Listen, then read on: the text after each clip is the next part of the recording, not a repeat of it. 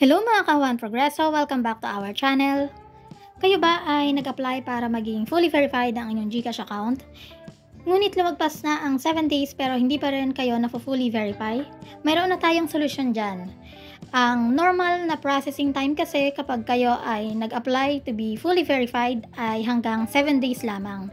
Kung lumagpas na ng 7 days at hindi pa rin kayo na-approve ni GCash, kailangan na nating humingi ng tulong. Yan ang ituturo ko sa inyo. But first, kailangan muna nating i-screenshot yung error message na ating nakikita dahil yan yung gagamitin natin na proof o katunayan na hanggang ngayon ay hindi pa rin na-fully verify ang ating GCash account. At pagkatapos nga natin ma-screenshot yung error message kanina, punta na tayo dito sa profile ng ating GCash account.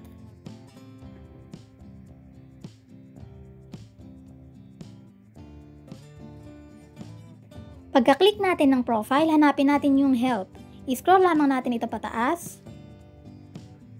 Click natin yung help. At dito nga ay mapupunta tayo sa iba't ibang mga topics. I-click lamang natin yung view all articles.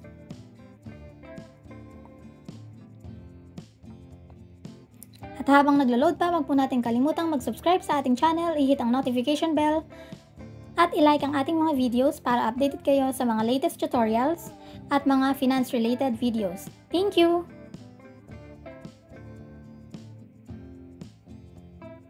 At ayan, tayo nga ay nare-direct na dito sa iba't ibang mga articles at makikita rin natin dito yung products and services.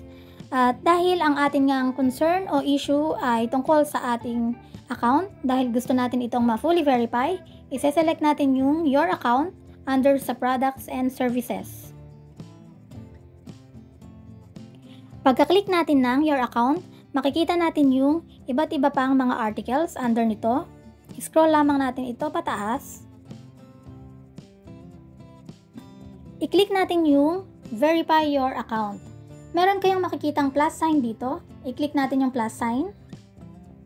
At under nga ng verify your account, mayroon pang iba't ibang articles na pagpipilian.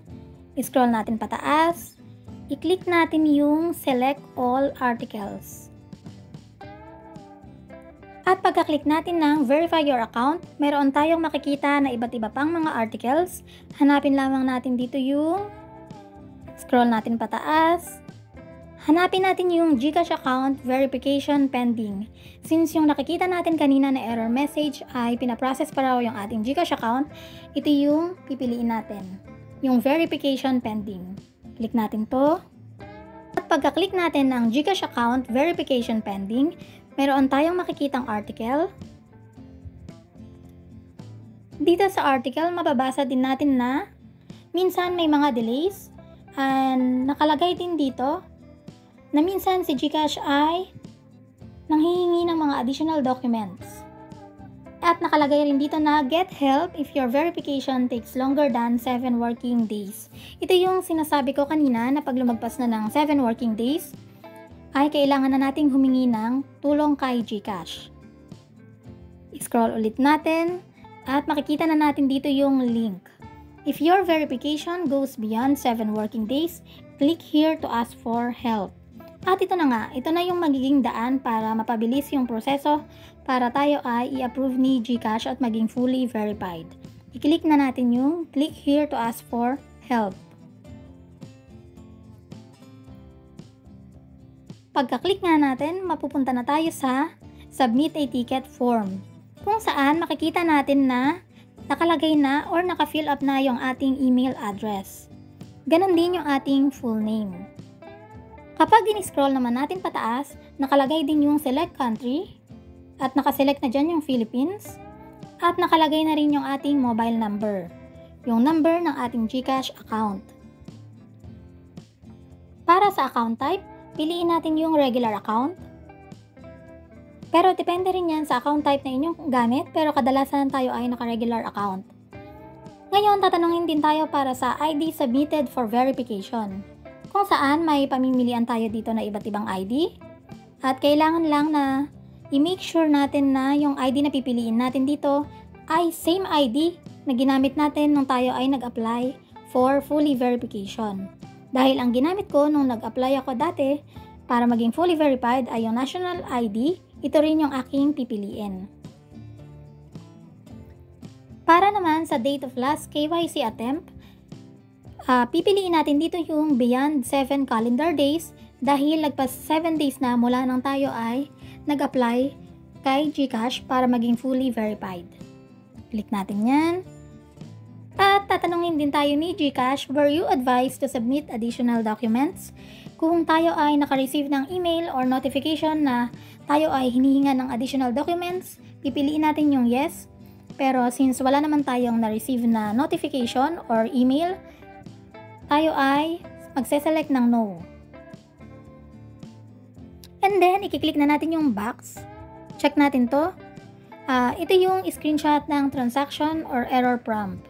Yan yung in-screenshot natin kanina at the start of the tutorial.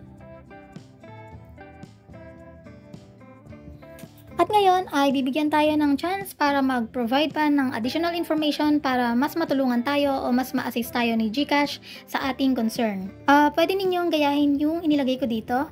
Kasi ito naman ay general format para hindi na rin kayo mag-iisip kung ano yung inyong itatype. At ngayon nga na nailagay na natin yung additional information, dito na tayo sa attachment. Kung saan i-upload natin or i-attach natin yung screenshot ng error message or yung proof natin na tayo ay hindi pa rin fully verified kay GCash. Click natin yung add file. At ngayon ay pipiliin na natin yung screenshot kanina ng error message at i-click natin yung select. Hintayin lamang natin na ma-upload.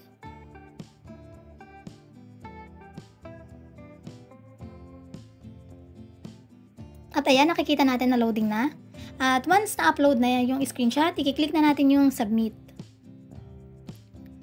And important reminders lamang po na once tayo ay nakapag-submit na kay GCash ng ticket, hindi ibig sabihin noon na tayo ay ma-fully verify na agad. Kasi depende pa rin yan sa assessment ni GCash. Minsan si GCash nagre-request yan ng mga additional documents o kaya mga additional ID. Kaya kailangan i-check din natin yung status ng ating ticket para alam natin kung ano yung next instruction na sasabihin sa atin ni GCash. At kapag sinunod natin yon, tayo ay ma-approve na. Ngayon, kung si GCash naman ay wala nang hihingin pa na additional documents, mas mabuti yon dahil mas mabilis na ang process. At kayo ay ma-approve pa ng mas mabilis. Yun lamang po.